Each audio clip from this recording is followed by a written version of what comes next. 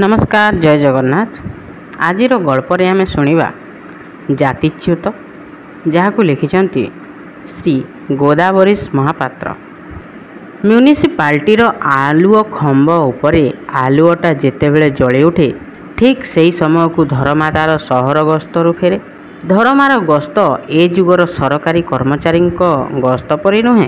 ता गस्तर अर्थ सकाळु उठी बारसाही बुली भिक मागिबा, अईठा खली गोटेइबा किंबा कौनसी मिठेई दुकान बा होटेल आगरे ठिया होई शत्रुष्ण लोचन निजर अवस्थिति टिकक हरेइला परि चाहि रहिबा। एई हेउछि धर्मार प्रतिदिनर कार्य। काहीं केउ दूर मफसल गाँरु समुद्र पार होई सहर को आसिला दिनु धर्मा तार घरटी मन मुताबक बाछि नेछि। सहरर गलिरे गलिरे पक्का घर, साइरे साइरे झिंकर घर मध्य अछि। मात्र से जो घर बाछिछि सेपरी घर काहारी हेले नाही। ताहा हेउछि सहर शेषरे म्यूनिसिपालिटीर आलुओ खंब पाखरे थिबा एक पथर शंख पाख। वर्षा दिने सेही शंख बाटे सहरर आवर्जना मैला पानी बही जाए। अनेक समय म्यूनिसिपालिटीर मैला बुहा शगड़ ताहारी पाखरे थुआ हुए। अंधार रातिरे आलुओटा जली उठिले सेठारे भूमिखंड टिके आलोकित होई उठे। बेले बेले दुई चारिटा कुकुर सेठी जमा हुअन्ति।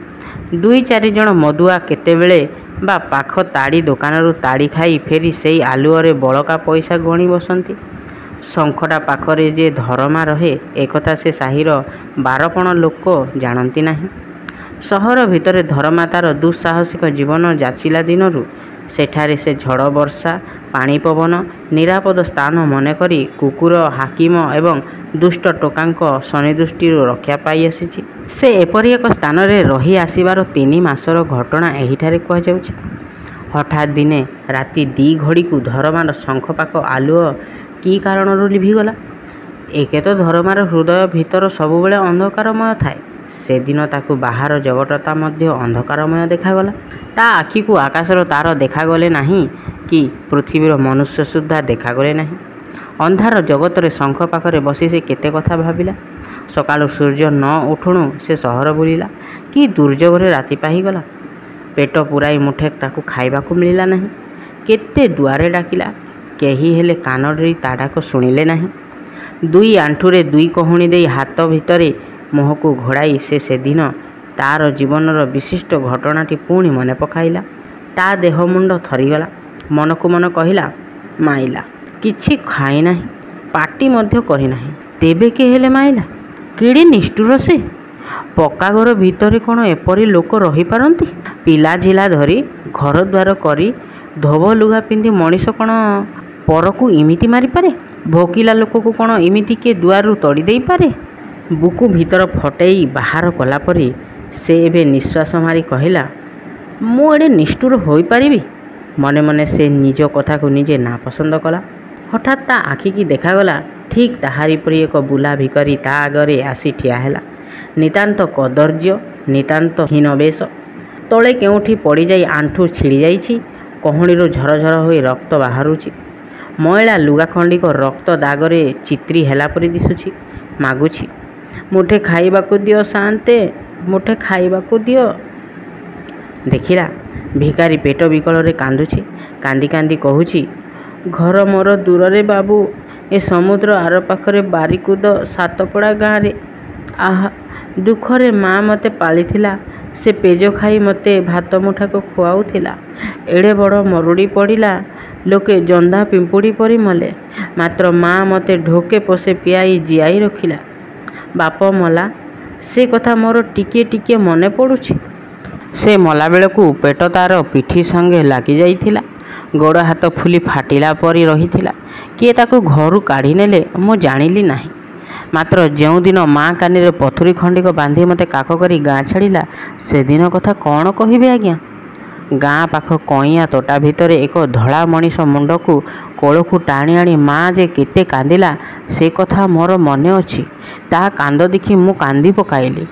बापा ना धरी माँ से मुंडटा को गोटाए बुदा गहल रे लुचैला परी थई मते काखेई चली आसिला।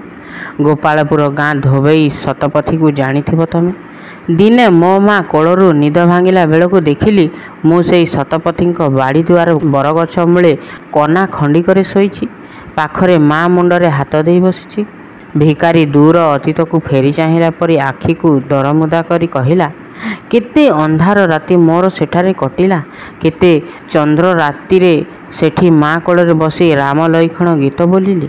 କେତେ ବାଲିଘର କରି କେତେ ବାଲିଘର ଭାଙ୍ଗିଲି। ସେଠାରେ ଭାତ ମୁଠିକରେ ଦୁହିଁଙ୍କର ପେଟ ପୁରେ, କାନି ଖଣ୍ଡିଙ୍କରେ ଦୁହିଁଙ୍କର ନିଦ ହୁଏ। ମରୁଡ଼ି କାଳ ଗଲା, ବିଲରେ ଫସଲ ହେଲା, ଲୋକେ ଖାଇ ପିଇ ଫୁଁ ଫାଁ ହେଲେ, ମୂଲିଆଙ୍କୁ ମୂଲ ମିଳିଲା।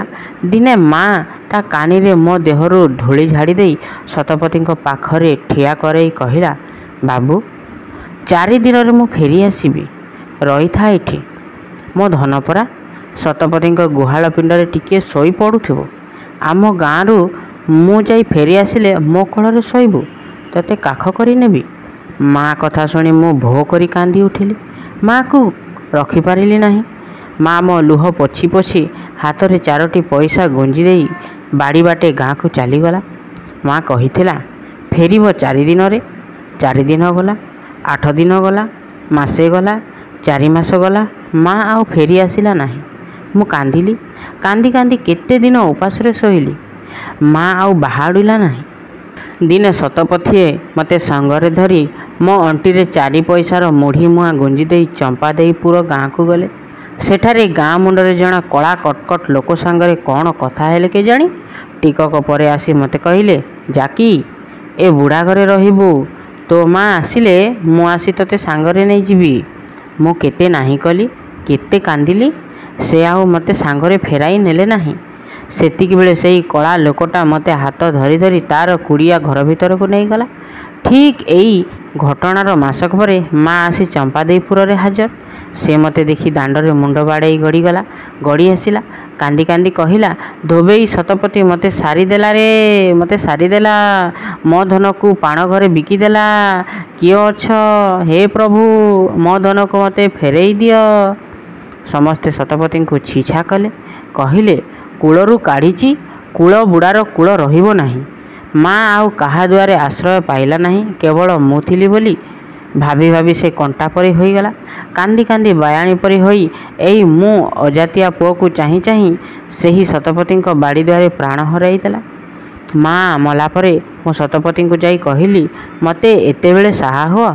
ପିଲା ଥିଲି, ନ ଜାଣି ପାଣ ଘରେ ଖାଇ ପକାଇଲି। ଏବେ ମୋତେ ଚାକିରି ଖଣ୍ଡିଏ ଦେଇ ରକ୍ଷା କର। ଗର୍ଜନ ଶୁଣିଲି। ପାଣ ଦୂର, ମୋ ପିଣ୍ଡାକୁ ଉଠେନା। ଫେରି ଆସିଲି। କରଣ ଘରର ପୁଅ ଅଜାତିଆ ପାଣ ମୁଁ। ଫେରି ଆସି ପାଣ ପରିଚୟ ଦେଇ ଭିକ ମାଗିଲି। କେତେବେଳେ ପେଟ ପୁରିଲା, କେତେବେଳେ ନାହିଁ। ଆସିଲି ଏଇ ରେଙ୍ଗୁଣ ଦେଶକୁ। ଏବେ ଏଇଠି ଏମିତି ବୁଲୁଛି। ସଂସାର ମୋତେ ଜାଣିଲା ପାଣ ବୋଲି। ମାତ୍ର ସତେ କ'ଣ ମୁଁ ପାଣ ବାବୁ? ଧରମାର ଆଖିକୁ ଭିକାରୀ ଟୋକାଟା ସଫା ଜଳ ଦେଖାଗଲା। ତା'ର ରକ୍ତ ବୋହିବା ସଙ୍ଗେ ସଙ୍ଗେ ୟାର ଆଖିରୁ 2 ଧାର ଲୁହ ବୋହିଲା। ନାହିଁ ବାବୁ, ତୁ ପାଣ ନୋହୁଁ କହି ସେ ହଠାତ୍ ହାତ ବଢ଼ାଇ ତା' ହାତକୁ ଧରି ପକାଇଲା। ଦେଖିଲା ସେ ନିଜେ ଶଙ୍ଖ ପାଖରେ କଳା କଟକଟ ଆଲୁଅ ଖମ୍ବଟାକୁ କୁଣ୍ଢେଇ ଧରିଛି। ତା' ପାଖରେ ଆଉ କେହି ନାହାନ୍ତି। ନିଜକୁ ନିଜେ ଚାହିଁ ବୁଝିଲା ସେ ନିଜେ ଧରମା, ଆଉ କେହି ନୁହେଁ। ନିଜ କଥା ହିଁ ସେ ନିଜେ ଭାବୁଥିଲା।